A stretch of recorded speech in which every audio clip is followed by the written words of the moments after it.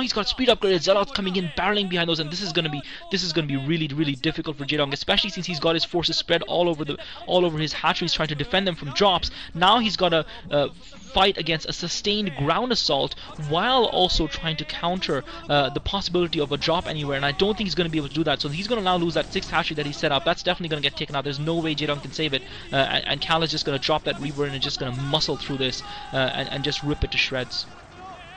In the meantime, looks like Jaedong going to try to go in, and those Reavers are very vulnerable to the Hydralisk attack. It's just so hard to save them.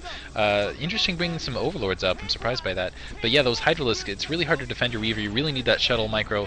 So Cal, I really think that's what he needs to focus on. Ends up losing that Reaver. Speak of the devil right there. A little bit of a poor Reaver micro there. He needs to keep that Reaver and needs to supplement that with the attack. Obviously, speed upgrade results very dangerous against Hydralisk. But those 5 hatcheries, Jaedong can keep pumping the Hydralisk in the meantime to take those Zealots out. Looks like the Zealots do have level 1 weapons. But it looks like this time Jaedong, and it looks like he actually might save that hatchery, we'll see. But he has level 1 Carapace this time, and that shows you the difference between Carapace and Spines. In the difference, basically, kind of in the gap, where if he did not have level 1 Carapace, it would probably be a different situation here. But managing to fight that attack off, and Burrow in the meantime looks like he's doing some scouting that for him out in the field, checking, and now Cal in a little bit of trouble because he hasn't secured his 3rd expansion.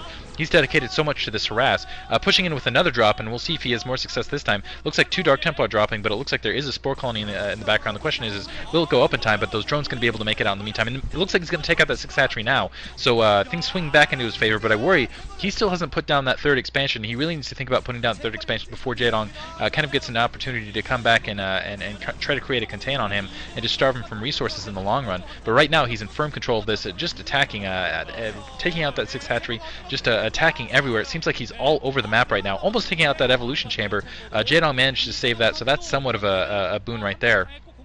But yeah, now you can see that 3rd expansion going up. That is spotted out by Jaedong. The question is now, will Cal be able to defend that? Will he be able to keep that up? Now having to fall back, but in a very strong position here. Managed to take out that 6th hatchery. Managed to at least halt Jaedong's production, although he hasn't managed to take out a lot of drones in the meantime. Jaedong being forced to kind of contend with the map and trying to be a little bit sneaky here, dropping a bunch of Hydralisks, hoping that something wanders across that field of vision.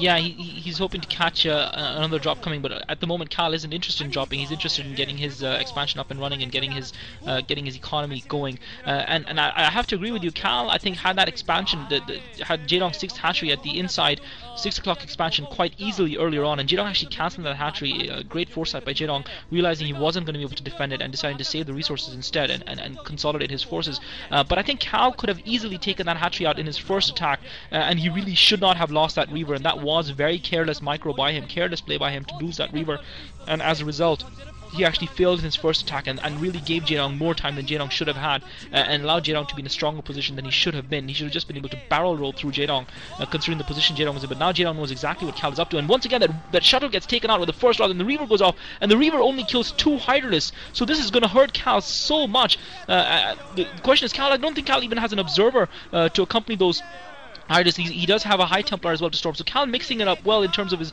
in terms of the number of units, managed to get a couple of storms off on those lurkers, but now those lurkers are going to get burrowed. Another great storm goes off, and Jaedong loses a load of lurkers, so Jaedong not able to push out and take that expansion down at the, and so Cal is doing a good job of keeping Jaedong pushed back and on the defensive while allowing himself to expand, and really Jaedong cannot afford for this to continue on much longer. He needs to push out, he needs to regain the momentum in this game, and that battle was critical there. Jaedong's lurkers below the ramp, at the bottom of the ramp morphing, and Cal catching them off, and that final storm taking out all those lurkers, forcing Jaedong back.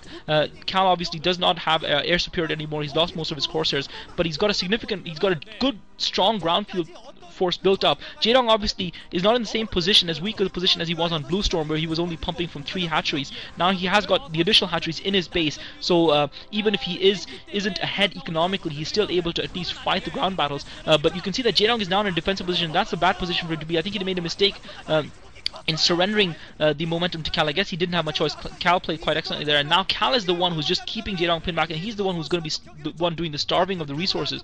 And Jaedong needs to pull something out here. He needs to pull out a drop from somewhere, or something, or I don't know, maybe produce a group of Mutalisks, although that might be a little bit silly against the kind of force that his opponent has. But Jaedong needs to do something different here to try and swing the momentum back in his favor, because I would have to argue that Cal is firmly in command of this game right now, and looks like he's putting up another expansion, and Jaedong moving those overlords across. Looks like he might be going for a drop now. I think Jaedong, after he lost that battle in the middle of the map, had his forces positioned defensively because he anticipated a follow-up drop, not realizing that Cal didn't have a shuttle to follow-up drop with, and that Cal didn't have any ground forces left, and that was his moment to strike, and Jaedong let that moment pass, and showing a mistaken judgment there by Jaedong, and it might well be the mistake that cost him this game.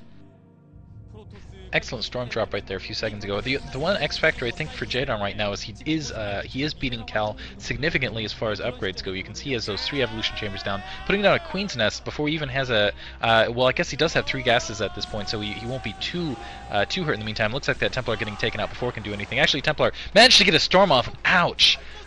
Did a lot of damage there, but still I wonder about Cal's upgrade advantage. He has level 2 weapons, but Jaedong in the meantime already has level 2 Carapace, already has level 2 Spines to top, and I assume he's got with that third evolution chamber down has some sort of level weapon melee upgrade to kind of boot. In the meantime, looks like he's capping that 3rd expansion, which will allow him to push into that hive tech very safely. Now going up with those Scourges, able to take out that observer, which is going to be able to hold this attack. As you can see, Cal just does not have enough Psi Storms, doing an excellent job now teching the hive.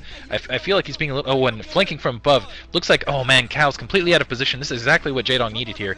Going to be able to push in on this inside 9 o'clock expansion, and a significant force pushing down on it. The question is will Cal be able to bring his forces back to defend it? Looks like he's got some Zealots pushing up now, and wow, you can see that level 2 weapon spines taking in those cannons so quickly. Those 4 Zealots aren't going to be enough. More reinforcements coming in though, but Jaedong at least buying himself some time there in the meantime. Looks like a pylon coming at the 12 o'clock location. So the question is will Jaedong be able to mass a large enough force here? As you can see, he's just starting to mass right now. Looks like he has level 1 weapon melee as well, melee upgrade as well, to kind of create a blunt force trauma. In the meantime, his secondary is down, so those expansions out are just extremely vital. Cal really needs to make sure that he maintains that inside 9 o'clock position. Right now he's not being aggressive, and again, because of that excellent observer hit in the field, I think he's waiting for more observers to kind of push in, and Jaedong in the meantime keep forcing him to stay on the defensive, does not want him to kind of push the attack. Looks like he's going to go and maybe either secure or kind of do a reach around attack on the main here, which again looks like Cal's out of position. He's going to go for that what was that 5 o'clock expansion. Once again he's got observers in the meantime, and those Scourges once again chasing them off, almost catching that observer a second time, so this time he's going to be able to push him, but Jaedong in the meantime managed to completely flank. He's going to be able to get those 2 barracks down, and he's pushing in the main. There's some Zealots there that contend, but again that you got to keep in mind that upgrade battle. So right now I think Cal's in a little bit more of a position predicament here than Jaedong is, because Jaedong can sacrifice that because Zerg is a small forces unit, but in the meantime the main getting absolutely ravaged on Jaedong's side. He's going to have to pull some forces back if he's going to contend here, and those Zerglings are in fact cracklings now. They do have that adrenaline upgrade, and wow, Cal in a lot of trouble here. He's going to have to inflict as much damage as possible with this ground force that he has out, otherwise he's going to end up losing this game. Yeah, Cal in a huge amount of trouble. Jaedong's just broken through his forces, and Jaedong doing this twice, outflanking